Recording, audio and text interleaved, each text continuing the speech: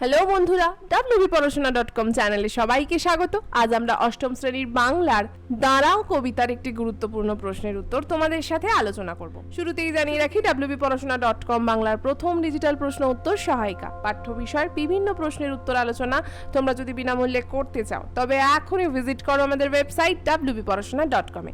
Link description বক্সে দেওয়া রয়েছে। তোমরা যারা হোয়াটসঅ্যাপ ইউজ করো বা বাবা মায়েদের হোয়াটসঅ্যাপ রয়েছে তাদেরকে বলছি, চাইলে আমাদের হোয়াটসঅ্যাপ চ্যানেলেও জয়েন হয়ে যেতে পারো, তারও লিঙ্ক ডেসক্রিপশন বক্সে রয়েছে। আর আমাদের ইউটিউব চ্যানেলটাকে যারা এখনও সাবস্ক্রাইব করোনি তাদেরকে বলছি প্লিজ সাবস্ক্রাইব করে পাশে থাকা বেল আইকনটা প্রেস করে দাও। শুরু করছি আজকের আলোচনা। দাঁড়াও কবিতার সারাংশ আলোচনা করো। খুব ইম্পর্টেন্ট। এই ধরনের প্রশ্নের উত্তর যদি ভালোভাবে বুঝতে পারো, কবিতার যে কোনো বড় প্রশ্নের উত্তর তোমরা সহজেই লিখতে পারবে। কোনো সহায়িকা দেখে কিচ্ছু মুখস্থ করতে হবে না। কবি শক্তি চট্টোপাধ্যায় তাঁর দাঁড়াও কবিতায় আধুনিক সভ্যতার চরম সংকটের কথা তুলে ধরেছেন। বিজ্ঞানের উন্নতি আর যান্ত্রিকতার চাকায় পিষ্ট হয়ে মানুষ আজ বড্ড একা এবং অসহায়। মানুষের প্রতি মানুষের যে স্বাভাবিক ভালোবাসা ও সহমর্মিতা থাকার কথা ছিল, স্বার্থপরতার টানে তা আজ প্রায় বিলুপ্ত। এই প্রেক্ষাপটেই কবি বিপন্ন মানবতার পাশে এসে দাঁড়ানোর এক করুণ আকুতি জানিয়েছে। যেমন দেখো, আজ থেকে ধরো বছর 10, 15, 20 বছর আগে ধরো যারা বেড়ে উঠেছি আমরা, তখন আমরা কি দেখেছি, বিকেল হতো, স্কুল থেকে ফিরে একটা ছোটোখাটো কিছু খেয়ে নিয়ে আমরা সকলেই প্রায় খেলতে বেরোতাম। প্রায় 1-1.5 ঘন্টা খেলাধুলা হই হুল্লোড় করার পরে আবার বাড়ি ফেরা এবং সেইখানে বাড়িতে এসে পড়াশোনার মধ্যে আবার ফিরে আসা এবং স্কুলের হোমওয়ার্ক বা টিচাররা যেগুলো বলতেন সেই সব করা। তখন আর wbporashona.com কোথায়, তখন কোনো স্মার্টফোনেরও জামানা নয়। নিজেদের মতো করেই পড়া বোঝো, টিচার যেগুলো বলছেন সেগুলোই ভালো করে রিভাইজ করো এবং পরের দিন আবার সকাল থেকে স্কুল। তাহলে এই ছিল সাধারণ জীবন। এখনো হয়তো গ্রামাঞ্চলের দিকে কিছুটা আছে, কিন্তু আমি তাও বলবো সেই 20 বছর 25 বছর আগে যেটা ছিল সেই পরিস্থিতি এখন আর নেই। কেন? আজকে আমাদের হাতে একটা দারুণ জিনিস আছে, তার নাম হচ্ছে মোবাইল। এটা যতটা ভালো ততটাই খারাপ। যেমন ধরো, ভালো মানে তুমি এখান থেকে দারুণ অনেক কিছু শিখতে পারো, জানতে পারো, পড়াশোনা বা পৃথিবী সম্পর্কে অনেক ধারণা পেতে পারো। আবার এর একটা খারাপ দিক হচ্ছে আমরা বিভিন্ন ভুলভাল জিনিসের মধ্যে ঢুকে যাই। প্রচুর খারাপ জিনিস এখানে রয়েছে, সেগুলোর মধ্যে আমরা নিজেদেরকে আবদ্ধ করে দিই। তাহলে তার ফলে কি হয়, আমাদের যে অ্যাক্টিভিটির সময়টা সেটা নষ্ট হয়। মানে এই যে ধরো, স্কুল থেকে এসে আগে সকলে মানে প্রায় সব বাচ্চা খেলতে যেত, এখন হয়তো সেইখানে দেখতে গেলে দেখা যাবে 100-র মধ্যে 50টা বাচ্চা বাড়িতে মোবাইল নিয়ে গেম খেলে, বা হয়তো কোনো সোশ্যাল নেটওয়ার্ক সাইটে ঢুকে বসে আছে, তার বয়স বাড়িয়ে সেই সমস্ত সোশ্যাল মিডিয়ায় বসে নানা রকম চ্যাট করছে, বিভিন্ন রকম রিলস দেখছে, নানা রকম জিনিসপত্র করছে। তাহলে এর ফলে কি হচ্ছে, তার মানসিক বিকাশ তো হচ্ছেই না, বাদই দিলাম, প্লাস শারীরিক বিকাশও কিন্তু হচ্ছে না। তাহলে আমি এতগুলো কথা কেন কবিতা বলতে গিয়ে বোঝাচ্ছি, বিকজ এই কবিতাটাই এইরকম। কবি বলছেন দাঁড়াও। কার পাশে দাঁড়াবে? যে মানুষ আর্ত, অসহায়, পীড়িত, তার পাশে দাঁড়াও। তাহলে হঠাৎ তার সঙ্গে খেলাধুলার কি সম্পর্ক?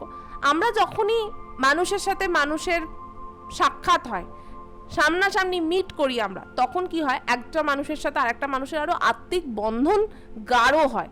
এটা তোমাদের ছোট বয়সে আরো বেশি হয়, কারণ বন্ধু বান্ধবদের সাথে মনের অনেক কথা বলা যায়, অনেক কিছু শেয়ার করা যায়। ধরো সেও খারাপ রেজাল্ট করেছে, তুমিও করেছো, সেটা পারস্পরিক আদান প্রদান করা যায়। কিন্তু বাড়িতে বসে কোনো সোশ্যাল নেটওয়ার্কিং সাইট দিয়ে তো হবে না। তাহলে এইখান থেকে মানুষ বড্ড বিচ্ছিন্ন হয়ে যাচ্ছে, এবং সেই বিচ্ছিন্নতা শুরু হচ্ছে একদম তোমার বয়স থেকে, তোমাদের বয়স থেকে। সেখান থেকে কি হচ্ছে, সে একা হয়ে যাচ্ছে, তার বন্ধু নেই, তার আত্মীয় পরিজনের সঙ্গে তার প্রায় দেখাই হয় না, সে পুরোপুরি নিজের মতো থাকে। বাবা মার সাথেও তার হয়তো সবসময় কথা হয় না, স্বাভাবিকভাবেই তার খেলাধুলা নেই। সব কিছু মিলিয়ে একটা অবসাদগ্রস্ত একটা শিশুর জীবন তৈরি হচ্ছে। তোমাদের অনেকের সাথে হয়তো আমার কথাটা তোমরা মিল পাবে। এই অবসাদ কি করছে, তোমাকে বড় করছে। অবসাদের সঙ্গে প্যারালালি তুমি এগোচ্ছ, অবসাদ বাড়ছে বাড়ছে বাড়ছে। যখন তুমি বড় হবে, তোমার স্কুলের গণ্ডি পেরিয়ে কলেজে যাবে, কলেজের গণ্ডি পেরিয়ে চাকরি জীবনে ঢুকবে, তখন দেখবে এই অবসাদের ফল তোমাকে কতটা একা করে দিয়েছে।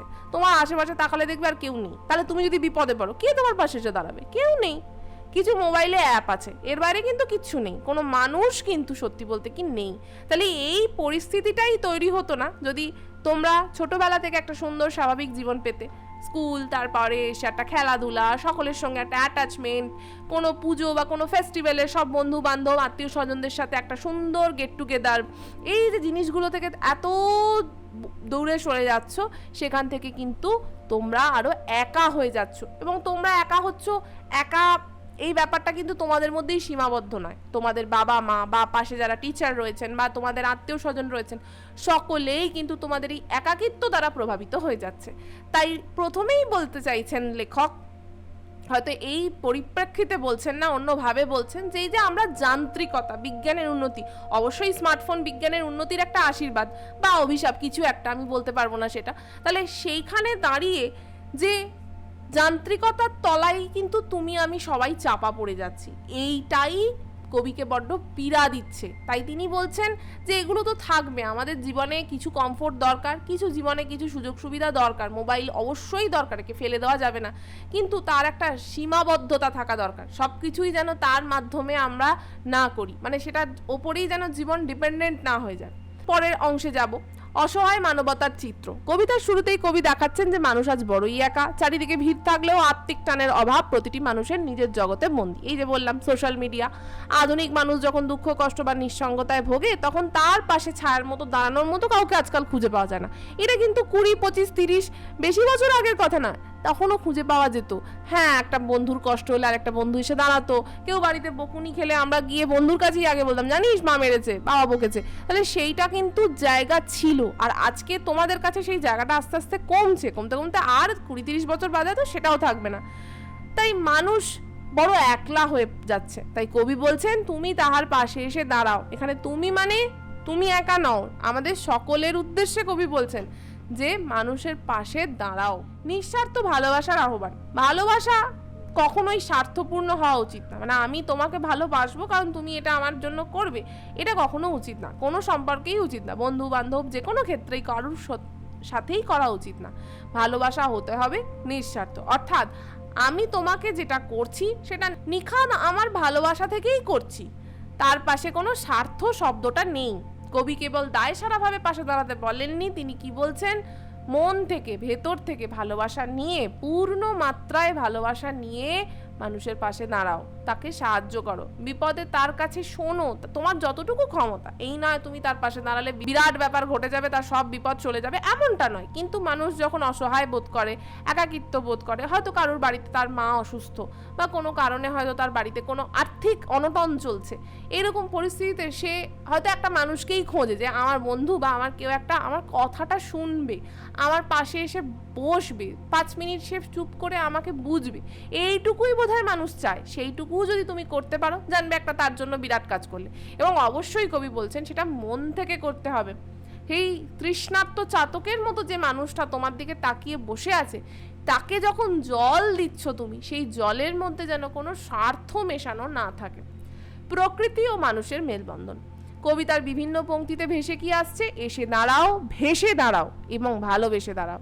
এখানে ভেসে দাঁড়ানোর মানে কি, নদী যেমন দুকুল ভাসিয়ে জনপদকে উর্বর করে, মানে বন্যা কোথাও গিয়ে হয়তো ক্ষতিকর, কিন্তু বন্যা যখন চলে যায় কি দেখা যায়, যে জায়গার ওপর বন্যা হয়েছে সেই সমস্ত জায়গায় প্লাবন সমভূমি তৈরি হয়েছে। তোমরা হয়তো ভূগোলে পড়েছো কিছুটা, আরো ভবিষ্যতে আরো পড়বে। তো এই প্লাবন সমভূমি কিন্তু চাষবাসের জন্য অত্যন্ত ভালো।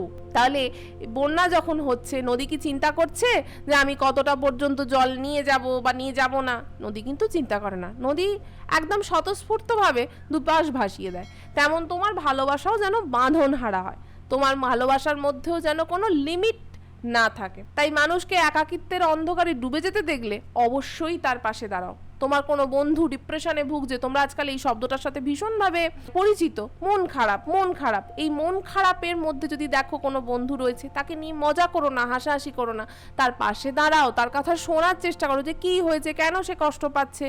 তাহলে দেখবে সেও হালকা হবে, তুমিও একটা মানুষের পাশে দাঁড়িয়ে তার মুখে হাসি ফোটাতে পারলে তুমি নিজেও খুব তৃপ্তি পাবে। বাকি আলোচনায় তো যাব, তার আগে একটা অন্য বিষয়। 8ম শ্রেণীতে পড়ছো তোমরা, ইতিহাস ভূগোল বিজ্ঞানের চাপ বাড়ছে। wbporashona.com তোমাদের জন্য নিয়ে এসেছে to the point ebook series, মানে আমরা একে বলছি শর্ট নোটস। কেন বলছি, টিচাররা তোমাদের নোটস দেন, সেই জিনিসই আমরা বানিয়েছি কিন্তু আরও সংক্ষিপ্ত আকারে। কতটা সংক্ষিপ্ত, মাত্র 20 পাতায় পেয়ে যাচ্ছ হোল নোটস, বুঝতে পারছো? মাত্র 20 পাতায়। তাহলে এই 20 পাতা যদি ভালো করে পড়ে ফেলতে পারো, পরীক্ষায় কিন্তু প্রশ্নের উত্তর লিখতে আর অসুবিধা হবে না। কি থাকছে? প্রতিটা সাবজেক্টের প্রতিটা অধ্যায়ের সমস্ত ইম্পর্টেন্ট পয়েন্টস আমরা এই বুকগুলোতে একত্রিত করেছি।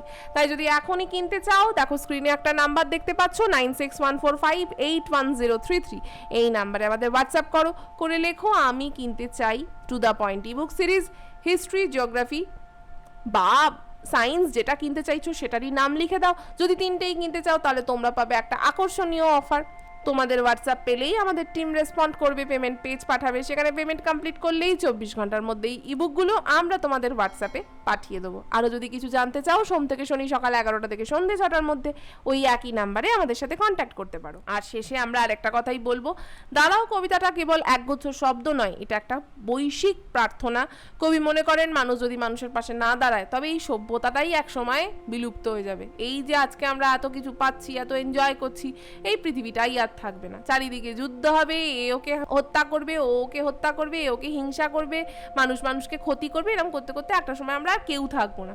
তাহলে আমাদের সভ্যতাটাই শেষ হয়ে যাবে। এত সুন্দর পৃথিবী, কত কি রয়েছে, সেসব আর কিছুই দেখা হবে না, কিছুই তার আস্বাদ নেওয়া হবে না। তাই সমস্ত কৃত্রিমতা সরিয়ে রাখো এবং বিপন্ন বা নিঃসঙ্গ মানুষের পাশে তোমার হাত বাড়িয়ে দাও। দেখবে কিছুটা হলেও তার থেকেও বেশি তুমি শান্তি পাবেই। তোমরা করে দেখো কখনো। সে তো নিশ্চয়ই বলে তোমার কাছে হালকা হলো বা তোমার কাছ থেকে কিছুটা সাহায্য পেয়ে সে নিজেও উপকৃত হলো, কিন্তু আমি তোমাদেরকে বলছি এরকম পরিস্থিতিতে তুমি যদি কোনো বন্ধু বা কারুর পাশে দাঁড়াও, তুমিও কিন্তু সেই জায়গাটা থেকে একটা অদ্ভুত তৃপ্তি, আনন্দ পাবে। তখন বুঝতে পারবে শুধুমাত্র মানুষের পাশে দাঁড়িয়েও এতটা তৃপ্ত হওয়া যায়, এটাও তখন তোমরা রিয়েলাইজ করবে।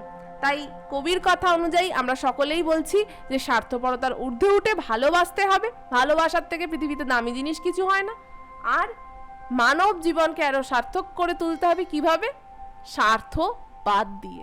আজকের আলোচনা এইটুকুই। কেমন লাগলো আজকের পর্বটা আমাদের অবশ্যই কমেন্ট করে জানিও। ভালো লাগলে লাইক আর শেয়ার করো। দাঁড়াও কবিতা সম্পর্কিত আরও প্রশ্ন উত্তর বিনামূল্যে পড়তে এখনই ভিজিট করো আমাদের ওয়েবসাইট www.porashona.com, লিঙ্ক ডেসক্রিপশন বক্সে দেওয়া রয়েছে। আর আমাদের ডেসক্রিপশন বক্সে এখন থেকে থাকছে আমার আগের বিভিন্ন পর্বের লিঙ্ক, বিভিন্ন সাবজেক্টের লিঙ্ক, তোমরা চাইলে সেগুলোও শুনে ফেলতে পারো। আজকের মতো এটুকুই, আবার ফিরে আসবো অন্য কোনো দিন অন্য কোনো পর্ব নিয়ে। ততক্ষণ টাটা।